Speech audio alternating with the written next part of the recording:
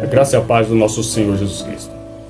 Vamos retomar aqui o nosso estudo do livro de Apocalipse, no capítulo 2. Vamos deixar Deus falar em nossos corações. Muitas das vezes nós próprios queremos interpretar a palavra de Deus pelo nosso próprio conhecimento. Mas foi o Espírito Santo de Deus que inspirou os profetas, que inspirou todos aqueles que escreveu as Escrituras para escrevê-la. Então ninguém melhor do que o Espírito Santo para nos ensinar. Vamos orar a Deus e pedir que o Espírito Santo nos ensina, nos instrui, nos capacita para a interpretação desse grande livro e dessa grande revelação. Pai, em nome do Senhor Jesus te pedimos o teu Santo Espírito para entrar em nós, nos capacitar, nos ensinar e nos instruir sobre essa palavra. Que a tua graça seja derramada e toda obra do mal, todo empecilho, tudo aquilo que impede de nossos olhos ser abertos para entender a verdade, caia por terra em nome do teu Filho amado, nosso Senhor e Salvador Jesus Cristo. Amém. A palavra do Senhor no livro de Apocalipse, capítulo 2, diz o seguinte: ao anjo da igreja de Efésio, escreve: isso diz aquele que tem à sua destra as 7 estrelas, que anda no meio dos 7 candeeiros de ouro. Nesse primeiro versículo, nós já temos aqui grandes mistérios. O primeiro mistério é que Jesus, ele anda no meio da igreja.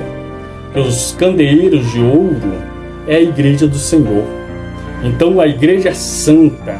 O próprio Jesus, ele afirma que ele anda no meio dela. Se você clama e não duvida, o Senhor está no meio da tua igreja. Porque ele diz: onde tiver 2 ou mais pessoas reunidas no meu nome, ali eu me faço presente.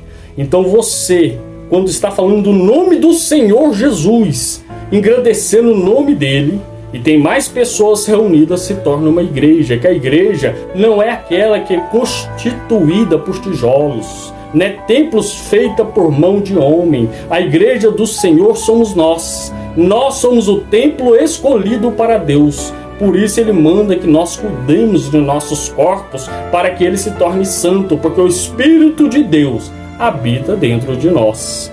E o anjo da igreja, todas as cartas da igreja vai estar falando ao anjo da igreja. Por que será que ele fala ao anjo da igreja? Será que ele está falando ao ser espiritual, assim como a palavra anjo no judaísmo significava um espírito enviado por Deus para trazer mensagem? Ou ao pastor e os líderes e aqueles que estão trazendo a mensagem? Então nós temos essa dupla interpretação. Porque a palavra anjo significa mensageiro, aquele que vai trazer uma mensagem. Mas no livro de 1 Pedro, no capítulo 1, no verso 12, a palavra de Deus afirma que os anjos anseiam pelo evangelho. Eles desejavam pregar o evangelho, anunciar. Mas foi dado ao homem pregar o evangelho, porque isso coube ao homem e não aos anjos. Porque os anjos, no Antigo Testamento, antes da graça do Senhor, era eles que traziam a mensagem de Deus. Mas depois que o véu foi rasgado e o Espírito de Deus desceu à terra, habita no homem, agora é o homem que tem essa capacidade, essa capacitação de trazer o evangelho do Senhor. Então é você que está ouvindo, que tem esse domínio de falar sobre a vinda de Cristo. Às vezes você está aí, tem pessoas ao seu redor e você não consegue falar porque você é tímido, ou às vezes porque você é vergonhoso, ou às vezes porque você se esfriou, assim como o povo de Efésio aconteceu. O povo da igreja de Efésio deixou o primeiro amor e o coração se esfriou. Vamos ver isso no texto? Conheça as tuas obras e os teus trabalhos e a tua perseverança, e sei que não pode suportar o mal, e que puseste à prova os que dizem ser apóstolo, mas não são, e achaste os mentirosos. Tá vendo? Às vezes muitos acham ser pessoas grandes dentro da igreja, entre o povo de Deus, e se dizem grandes coisas e não são. Então você, amados, tem que olhar a palavra de Deus. Nunca deixa de ler a palavra de Deus, pois às vezes quando você deixa de ler, Você está deixando de ouvir aqueles que estão falando a verdade para ouvir aqueles que estão falando a mentira. E quando isso acontece, você vai ser favorável ao mal e não ao bem. Porque Deus, Ele inspira as tuas palavras de acordo com a Escritura. Tudo aquilo que não está de concordância, a palavra de Deus, que não aponta para Cristo, não vem de Deus. Por isso ele diz, provai todo espírito para ver se vem de Deus. Todo aquele que confessa que Cristo veio em carne, esse vem de Deus. Porque o Filho do Homem desceu do céu, habitou em carne, morreu, ressuscitou e está à direita de Deus Pai.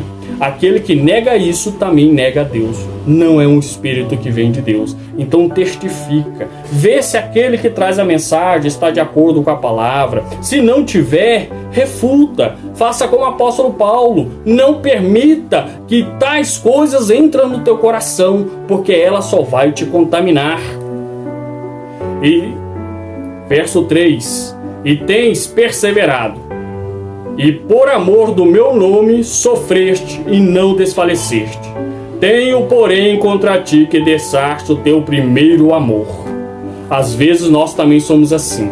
O primeiro amor, quando nós encontramos Jesus, nós saímos falando para todo mundo sobre o nome do Senhor, nós pregamos, se vemos um enfermo nós oramos, se vemos uma pessoa necessitada nós ajudamos, porque aquele primeiro amor incendeia dentro de nós. Mas aí o tempo vai passando e nós vamos desanimando. A igreja de Éfeso estava desse jeito. Eu fiz um vídeo sobre a cidade de Éfeso, sobre a história.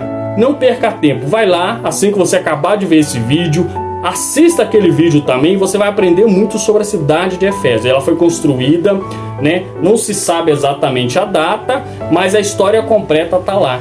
Observa lá e você vai conhecer que era uma cidade muito idólatra, que tinha muitos templos religiosos pagãos, que adorava a deusa Diana, que tinha ali a casa de banho do rei de Roma, do imperador romano. Então ali tinha muitas coisas interessantes. Esse vídeo tá maravilhoso, você não pode perder.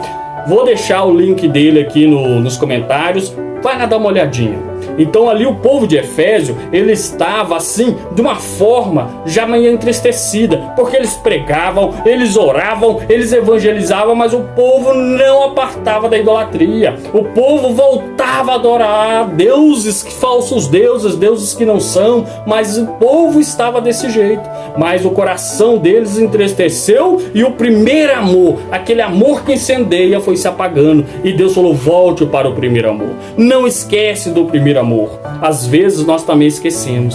Nós começamos muito empolgados, mas depois nós vamos decaindo e paramos de fazer a obra de Deus. Nunca para, nunca desanime, porque você é aquele que Deus quer usar para mudar a nação.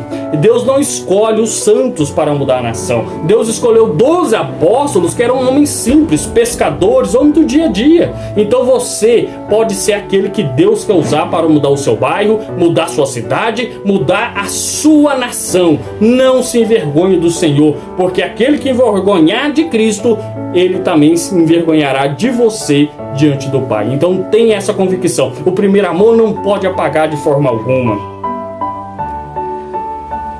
Lembra-te, pois, donde caíste, e arrependa-te, e pratica as primeiras obras, e se não, brevemente virei a ti, e removerei dos teus lugares o teu candeeiro, se não se arrependeres. É uma mensagem muito séria. Às vezes nós não nos arrependemos e deixamos de lado o primeiro amor.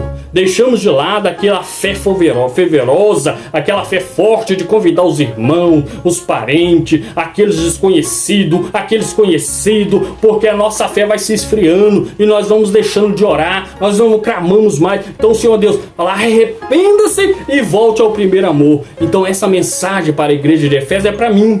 Essa mensagem é para você, essa mensagem é para todo aquele que crê, que está passando nesse momento por uma vida de tristeza, por uma vida que não está praticando, como no começo, as obras boas para o Senhor.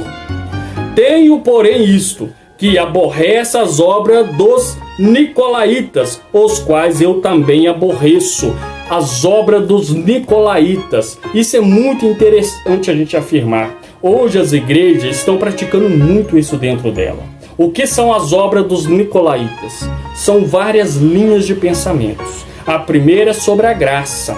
A graça, ela veio para nos purificar daquilo que não podemos. Mas a ideia, ali naquele tempo, quando a gente lemos os livros antigos, os que não estão na Bíblia, né, que a Bíblia só vai falar em Apocalipse sobre a doutrina e sobre nicolaítas, né?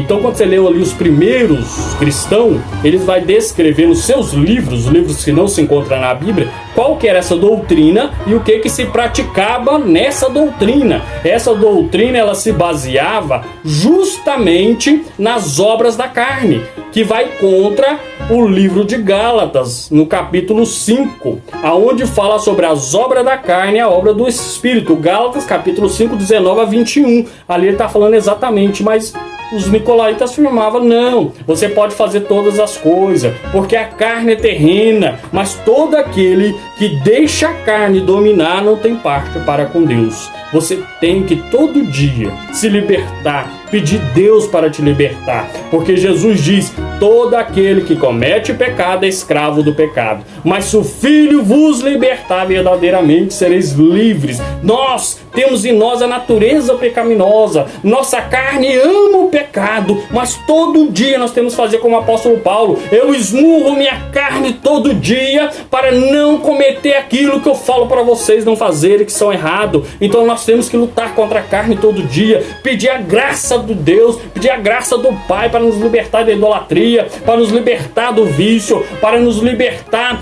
da concupiscência da carne, para nos libertar de tudo aquilo que só amarra para nós, porque Ele tem poder de nos libertar. Se você lutar, você pode vencer por um tempo, mas vai chegar uma hora que você vai cair novamente. Mas se o Filho te libertar, nunca mais você cai, porque Ele te limpa, Ele limpa de dentro para fora, Ele entra no seu coração, Ele arranca todo esse mal e você torna livre, se você assim o deixar. Quem tem ouvido, que ouve a voz do Espírito às igrejas, ao que vencer, dá-lhe eis de comer da árvore da vida, que está no paraíso de Deus. Ao que vencer, dá-lhe eis de comer a árvore da vida. Essa árvore da vida, amados, nunca saiu do paraíso. Quando Deus fez o jardim do Éden, Ele colocou lá no meio do jardim duas árvores especiais: a árvore da vida e a árvore do bem e do mal. Mas Adão e Eva caíram e comeu da árvore do bem e do mal, fruto do conhecimento, e trouxe a maldição. Mas Deus não proibiu Adão e Eva de comer da árvore da vida, que eles poderiam comer da árvore da vida, serem santos e permanecerem santos, porque se eles tivessem tomado da árvore da vida, eles teriam vencido, porque era uma prova para os dois, ou a vida eterna, ou a sabedoria e o pecado até o dia da restauração. Então essa árvore da vida, ela se encontra no paraíso até hoje, e aquele que vencer vai ter acesso ao paraíso de novo e vai comer da árvore da vida. Eu quero ser um desses. Espero que vocês também estejam lá comendo, participando da árvore da vida e sendo eterno, pois a árvore da vida é Cristo Jesus. Adão e Eva tinham direito de escolher Cristo Jesus, que é a vida eterna, mas eles preferiram escolher este mundo, essa carne, esse tempo presente. Não seja como Adão e Eva, mas seja como aqueles que creem em Cristo, se converte, muda e aceita o Senhor Jesus. Que Deus te abençoe ricamente. Espero que isso tenha ajudado a vocês. No próximo vídeo nós vamos falar sobre a carta escrita à igreja de Esmirna. E eu vou trazer também um pouco sobre a história também. Eu espero que vocês gostem. Que Deus abençoe. Continue nos seguindo. Não perca o próximo vídeo. Divulgue esse canal, vamos junto crescer para levar a palavra de Deus, para chegar e alcançar muitos corações e pessoas se converterem a Cristo Jesus. Nosso intuito é abençoar sua vida, porque Deus diz, de graça recebeu e de graça vos dá. Tudo que eu faço é para abençoar sua vida, não tem nenhum fim lucrativo nisso. Por isso eu creio que o Espírito de Deus está nesse negócio, porque tudo que eu faço é para que você e todos aqueles que vê esse vídeo alcance a graça da salvação em Cristo Jesus. A Ele seja dada a honra, a glória para todos sempre. Amém.